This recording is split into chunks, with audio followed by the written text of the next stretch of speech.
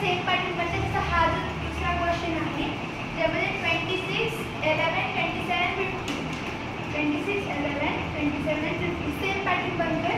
जसं आपल्या दुसऱ्या साईडला अपोजिट साईडला पॅटर्न बनत आहे 26, 29, 26, 29, 33 and 40. तर आपला आन्सर आहे 26, 29, 33 and 40. राईट. नाव सांगा. माझं नाव नेहा वीरेंद्र सुतवणे. हा मागच्या वर्षीच्या स्कॉलरशिपमध्ये आलेला प्रश्न आहे, बरोबर आहे? ओके.